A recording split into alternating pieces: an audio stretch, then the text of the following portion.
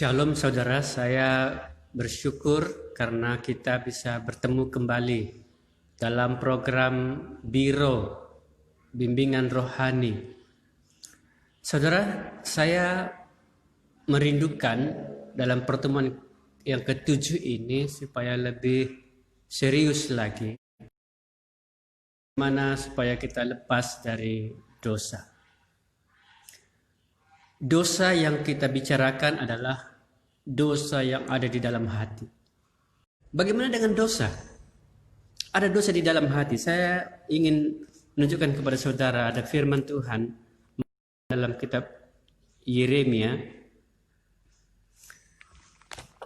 Kita mencatat ada dosa di dalam hati. Saya baca ayat yang ke-9. Yeremia 17 ayat yang ke-9. Ini sangat populer sekali, Yeremia 17 ayat yang ke-9.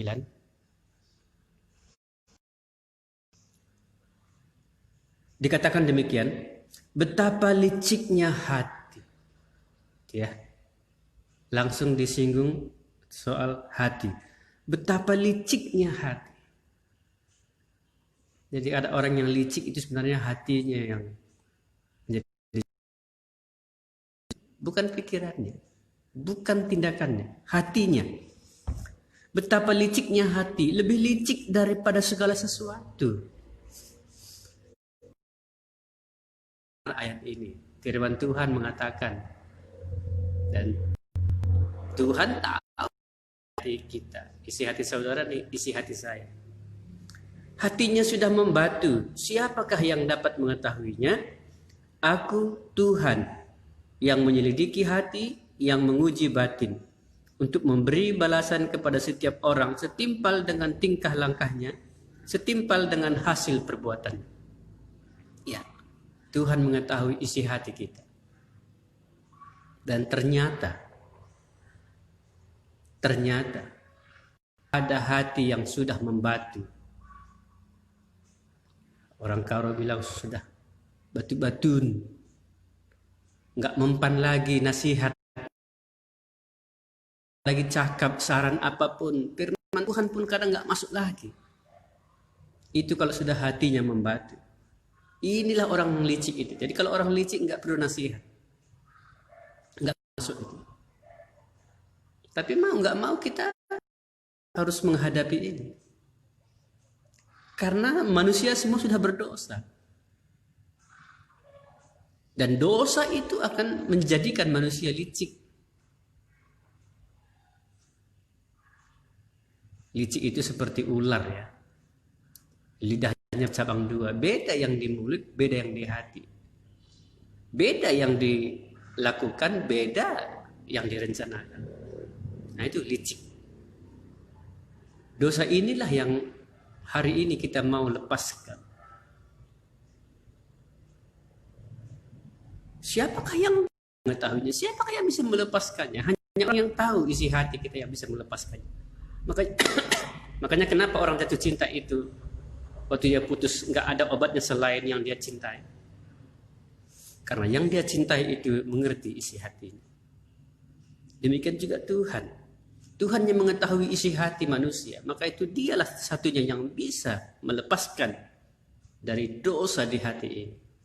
Apakah saudara-saudara mau dilepaskan dari dosa yang ada di hati ini? Karena nggak ada siapa yang bisa mengobatinya, menyembuhkannya selain Tuhan sendiri. Karena Dia yang Aku Tuhan yang menyelidiki hati. Tuhan diagnosa hati kita. Kalau kepada Tuhan kita nggak bisa berbohong. Dia bisa uji, Dia tahu. Daud berkata, kemanakah aku harus pergi? Dimanapun engkau ada. Ke gunung, ke laut, engkau ada. Engkau tahu aku tentang hidupku, kata Daud. Mazmur 139 itu. Menolak apa kata Tuhan. Firman Tuhan itu betul. Allah yang berkuasa, Allah yang kudus, Allah yang suci itu Dia tahu segala isi hati kita.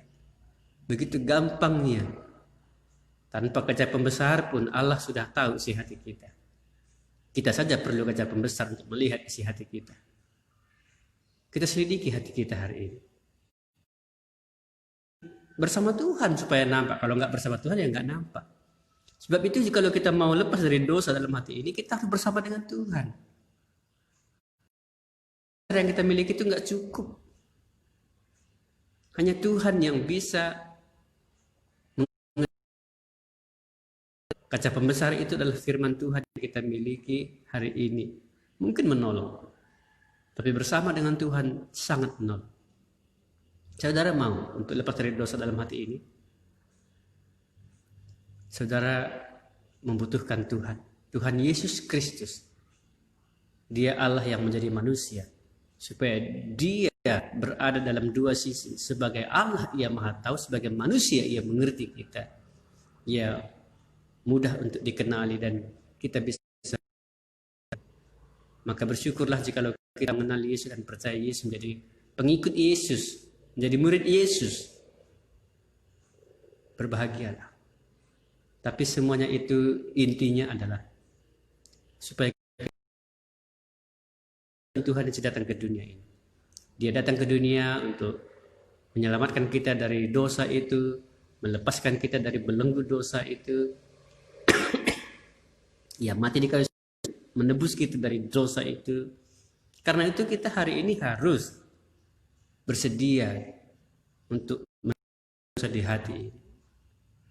Kalau kita bersedia, Tuhan mau tolong. Di hati ini, Tuhan mau tolong. Ya, kuncinya ya bukalah hati saudara. Tuhan juga bisa buka hati saudara. Memaksa kita seperti robot begitu. Meskipun satu hal, Tuhan bisa membuka dengan paksa hati kita. Supaya kita sadar. Tapi kita juga yang mengambil keputusan. Apakah kita mau meninggalkannya atau tidak. Jika tumbuh di dalam hati kita, maka dia akan berkembang. Dosa itu akan menjalar ke seluruh jiwa kita, pikiran kita, perasaan kita, keinginan kita. Jadi kalau ada orang sering galau, ya gegana itu, sering gelisah, sering galau merana, itu karena dosa berkembang. Dosa yang di hati semakin melebar, menyebar sampai di dalam pikiran, was-was, takut, gelisah, perasaan kita, maka keinginan kita akan melakukan hal-hal yang jahat. Lalu muncullah sebuah tindakan, mungkin baru perbuatan tangannya atau kakinya. Itulah dosa yang bersumber dari dalam hati. Sebab itu kita harus lepas dari dosa yang di hati. Paulus berkata, supaya kamu dibaharui dalam roh dan pikiranmu. Efesus pasal yang ke-5, pasal yang ke-4, ayat yang ke-23.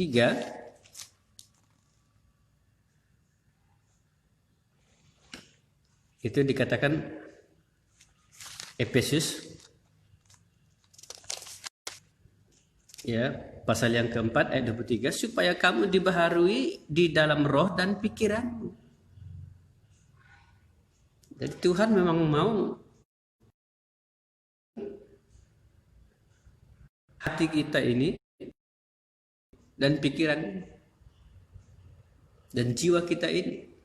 Bahkan saya yakin Tuhan juga mau kita nanti akan diberikan tubuh yang baru. Maka proses kita di dunia ini adalah menjalani kehidupan yang kudus ini dimulai dari hati dulu. Kalau hatinya nggak kudus, nggak akan mungkin tubuhnya nanti kudus, nggak mungkin. Ya, orang itu harus dimulai dari hati. Ada Roh Kudus dalam hati memperbaharui itu. Barang siapa yang percaya, dalam hatinya akan mengalir aliran air hidup.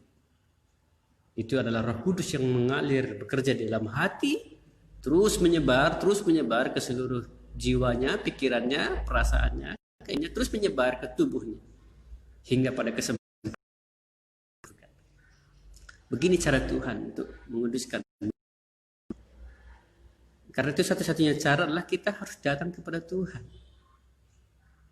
Ya kita harus bersama dengan Tuhan. Ini bimbingan rohani ini dibuat supaya saya memimpin saudara datang kepada Tuhan Yesus, supaya saudara bisa ditolong Tuhan keluar dari dosa dalam hati ini.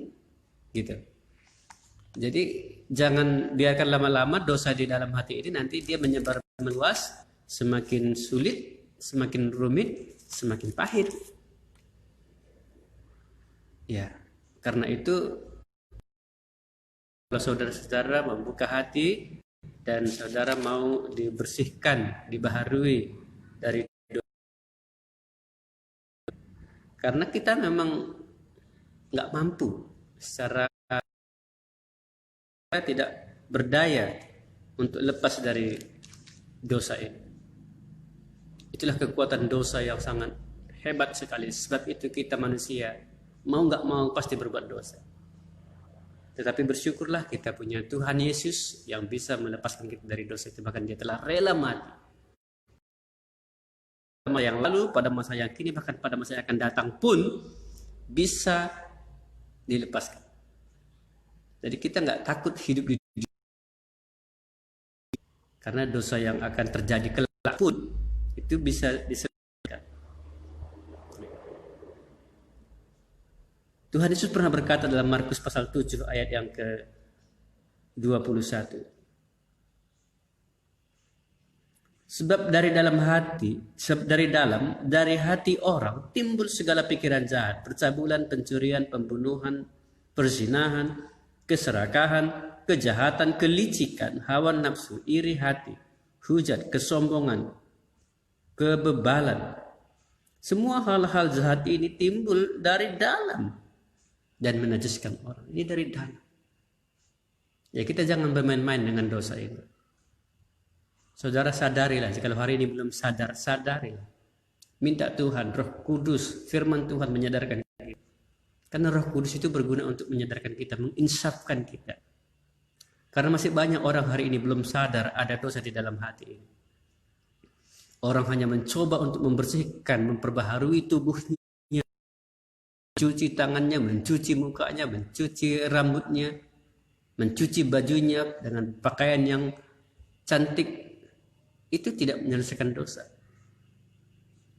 Atau banyak orang datang ke psikolog, banyak orang datang kepada ahli-ahli, ya orang ahlinya berpengalaman, berpengetahuan, konsultasi, diskusi. Enggak bisa lepas dari dosa itu, saudara. Enggak bisa. Saudara berpikir pendeta bisa melepaskan saudara dari dosa itu? Tidak bisa. Hanya Tuhan saja. Tuhan Yesus Kristus. Allah itu. Karena dia tahu siapa kita. Dia bisa menolong kita, melepaskan kita dari dosa itu. Dia pencipta kita. Dia tahu segala sesuatu, seluk-beluk hidup kita. Luar dalam dia tahu. Mari datanglah kepada Tuhan Yesus. Yang banyak orang datang kepadanya. Malah semua yang letih lesu dan beban berat. Aku memberi kelegaan kepadamu. Bicara kelegaan itu mulai dari hati, saudara. Kita merasa beban berat ini bukan pada fisik ini, bukan mengangkat beban yang berat itu, bukan. Kalau hati kita sudah tenang, sudah lega, saudara, enggak ada beban berat dalam hidup ini. Mengapa orang jatuh cinta berani berkata, gunung pun akan kudaki, lautan pun kuseberangi? Dari mana kekuatannya? Ya kekuatan hati. Jadi kalau ada orang berbeban berat, ada orang yang letih lesu, itu bicara hati. Yesus mengundang saudara yang sekarang ini sedang berbeban berat, supaya Tuhan berikan lega, itu berarti sudah lepas, sudah bebas. Saya rindu saudara-saudara akan mengalami ini. Saya sudah mengalami hal itu dan sangat menyenangkan sekali. Tidak ada beban berat dalam hidup ini. Bahkan ke depan pun tidak ada beban berat itu, tidak ada penghukuman. Itu sebabnya saya mau saudara-saudara datang kepada Tuhan Yesus Kristus, supaya Tuhan melepaskan dosa dalam hati saudara. Tuhan memberkati saudara. Shalom.